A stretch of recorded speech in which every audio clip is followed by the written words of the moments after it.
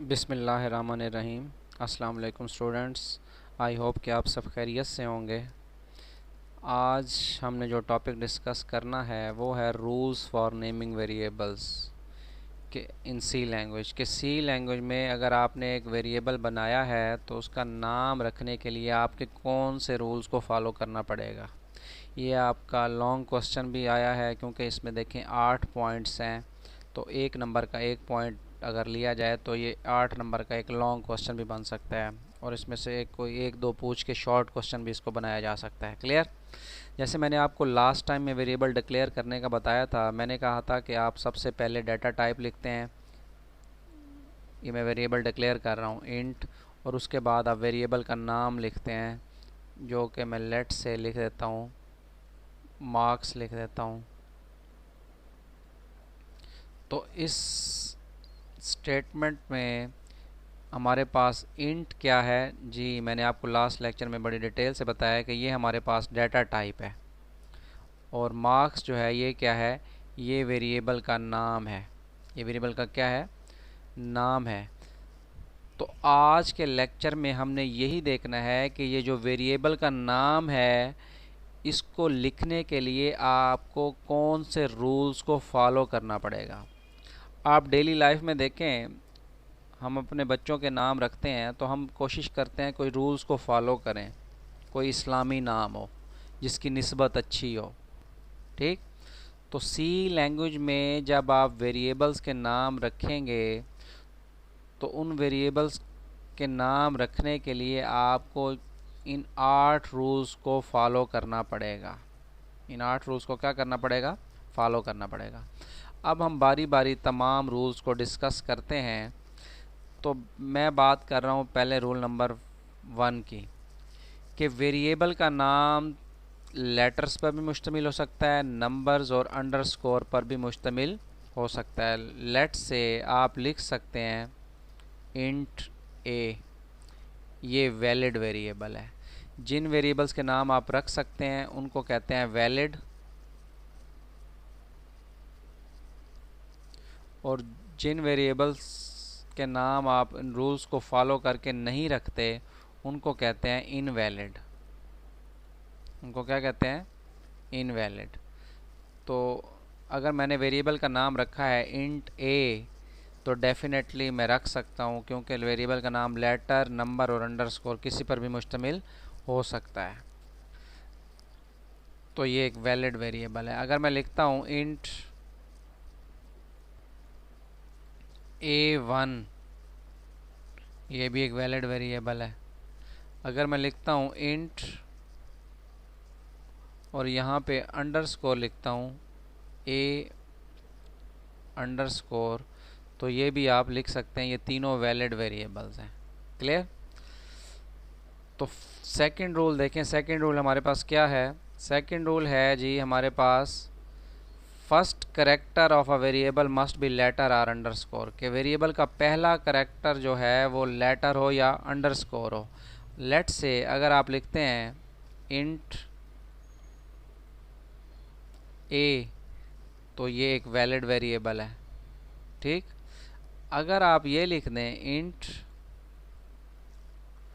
1A, क्या ये valid variable है, नहीं, ये वैलिड वेरिएबल नहीं है, बिकॉज ये सेकंड रूल को फॉलो नहीं कर रहा। इसका पहला करेक्टर देखें क्या आ रहा है, नंबर आ रहा है। हमने पढ़ा है कि पहला करेक्टर हमारे पास लेटर होगा या अंडरस्कोर होगा, तो यहाँ पे पहला करेक्टर जो है वो नंबर आ रहा है, तो ये इनवैलिड है। हाँ, अगर ये इस तरह लिखा होता इंट अंडरस्कोर ए तो ये वैलिड है। अगर ये इस तरह लिखा जाता इंट अंडरस्कोर 1, फिर भी ये वैलिड है क्योंकि पहला करेक्टर अंडरस्कोर आ गया। क्लियर। तो इस तरह मैं आपको एग्जांपल्स भी साथ साथ बताता जाऊंगा।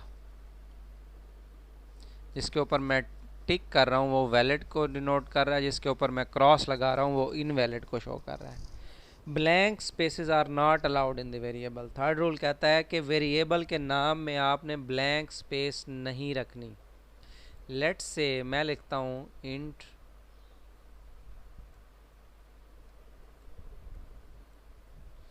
एक वेरिएबल है जो डेट ऑफ बर्थ को डिनोट कर रहा है। मैं इस तरह वेरिएबल बनाता हूँ, मैं लिखता हूँ डेट, फिर स्पेस देता हूँ और फिर लिखता हूँ बर्थ, जो कि डेट ऑफ बर्थ को स्टोर करवाएगा। क्या ये वेरिएबल जो मैंने लिखा है ये वैलिड है। सेमी कॉलन तो हर स्टेटमेंट के एंड पे आएगा ना, ये तो आप अंडरस्टूड कर लें बात। तो वेरिएबल का नाम है डेट ऑफ बर्थ, क्या ये वैलिड है?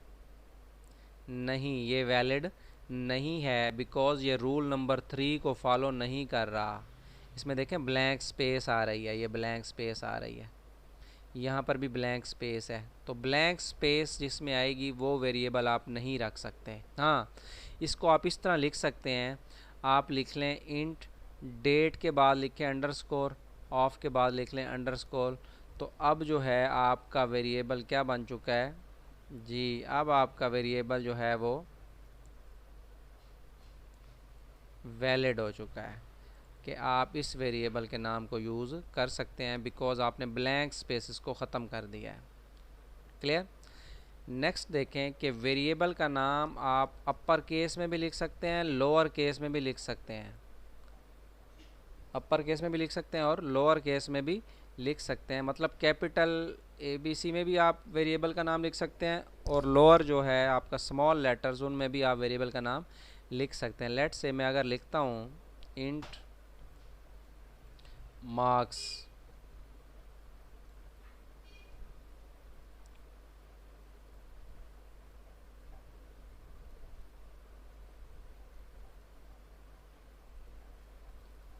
इंट क्या लिखा आपने? मार्क्स। तो ये आप लिख सकते हैं, स्मॉल लेटर्स में भी लिख सकते हैं। अगर इसी को मैं कैपिटल में लिख दूं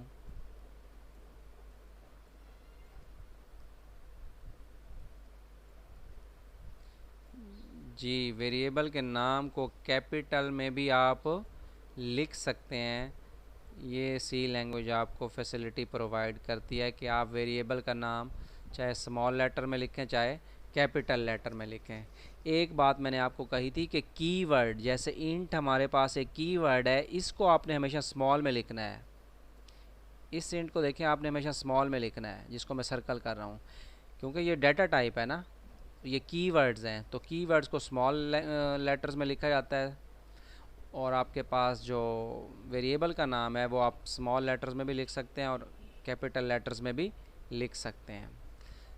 फिफ्थ रूल है कि स्पेशल सिंबल्स को आप वेरिएबल के नाम के तौर पे यूज़ नहीं कर सकते। लेट्स से मैं स्पेशल सिंबल्स की अगर बात करूं तो स्पेशल सिंबल्स कौन कौन से हो सकते हैं पहले वो देख लेते हैं, फिर मैं आपको एग्जांपल दूंगा। आपके पास ये चैनल साइन है, ये एक स्पेशल सिंबल है। आपके पास डॉलर साइन है, ये एक स्पेशल सिंबल है।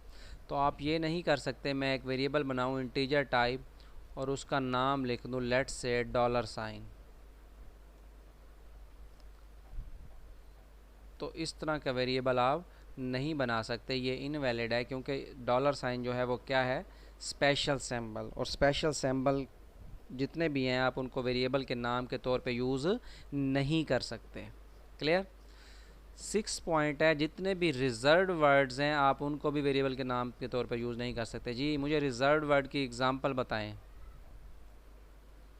लास्ट टाइम मैंने कहा था कि जितने भी कीवर्ड्स होते हैं उनको रिजर्व वर्ड्स भी कहते हैं। जैसे एक वर्ड है गो टू, ये रिजर्व वर्ड है।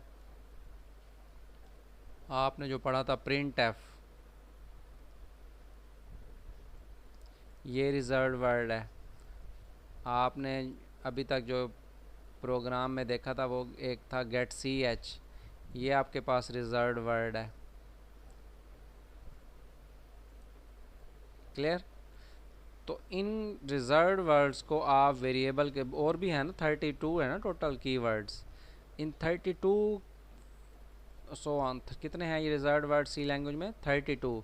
इन 32 कीवर्ड्स को आप वेरिएबल के नाम के तौर पे यूज़ नहीं कर सकते। अगर मैं लिखता हूँ लेट्स से मैं एक वेरिएबल बनाता हूँ इंटीजर टाइप का और उसका मैं नाम लिख दूँ प्रिंट एफ, उसका नाम क्या लिख दूँ?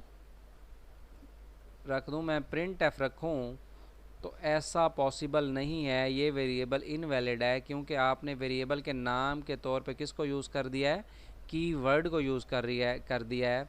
तो रूल नंबर 6 को आप फॉलो नहीं कर रहे, तो सी लैंग्वेज का जो कंपाइलर है वो आपको कभी भी ये अलाउ नहीं करेगा कि आप कीवर्ड्स को वेरिएबल के नाम के तौर पे यूज़ करें। क्लियर। 7 पॉइंट है, अब वेरिएबल का जो नाम है वो 31 करेक्टर्स पर हो सकता है। लेट्स से मैं अगर एक वेरिएबल बनाता हूँ इंट मार्क्स, वेरिएबल का नाम मैंने क्या रखा, मार्क्स। तो आप मुझे बताएं इस वेरिएबल में टोटल करेक्टर्स कितने हैं जी। इस वेरिएबल के नाम में 5 करेक्टर्स हैं, तो आप बिल्कुल रख सकते हैं। 31 से कम करेक्टर्स यानी कि 30 करेक्टर्स तक वेरिएबल का नाम रखा जा सकता है। 30 यानी कि 31 करेक्टर्स तक, 31 से ज़्यादा नहीं। लेस देन और इक्वल टू 31, लेस देन और इक्वल टू 31 करेक्टर्स के वेरिएबल का नाम जो है वो लेस देन और इक्वल टू 31 करेक्टर्स तक रखा जा सकता है। क्लियर।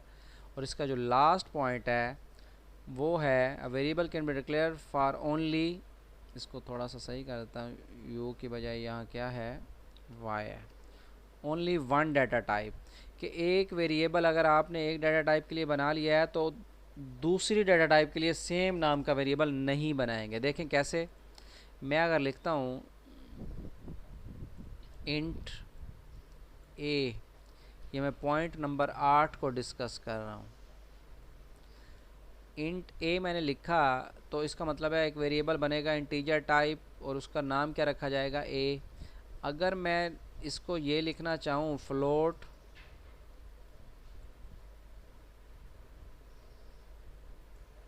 बी,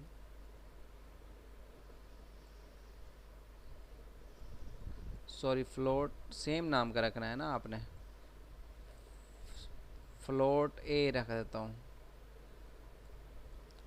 तो ये अलाउ नहीं है कि एक वेरिएबल ए आपने इंटीजर टाइप का बना लिया है तो आप वही वेरिएबल फ्लोट टाइप का नहीं बना सकते, ये अलाउ नहीं है। हाँ, इसका नाम चेंज करने फिर रख सकते हैं कि एक वेरिएबल को दो डाटा टाइप्स के लिए आप नहीं बना सकते, कि एक वेरिएबल आपने ए बनाया है इंटीजर टाइप का, उसी नाम का वेरिएबल किसी और टाइप के लिए, लेट से फ्लोट के लिए आप बनाते हैं, तो ये आपके पास इनवैलिड होगा, ये आपके पास अलाउ नहीं है। तो आज के लेक्चर में हमने रूल्स देखे हैं कि वेरिएबल का जब आप नाम रखते हैं सी लैंग्वेज में तो किन रूल्स को आपको फॉलो करना पड़ता है। ये 8 रूल्स हैं, ये मैंने आपको बारी बारी विद एग्ज़ाम्पल्स आपको समझाए हैं, तो इसको आप एक दफ़ा पढ़ेंगे तो आपको क्लियर हो जाएगा। क्लियर। तो ये हमारा आज का लेक्चर था। इंशाल्लाह नेक्स्ट टॉपिक के साथ नेक्स्ट लेक्चर में मुलाकात होगी। थैंक यू, अल्लाह हाफिज़।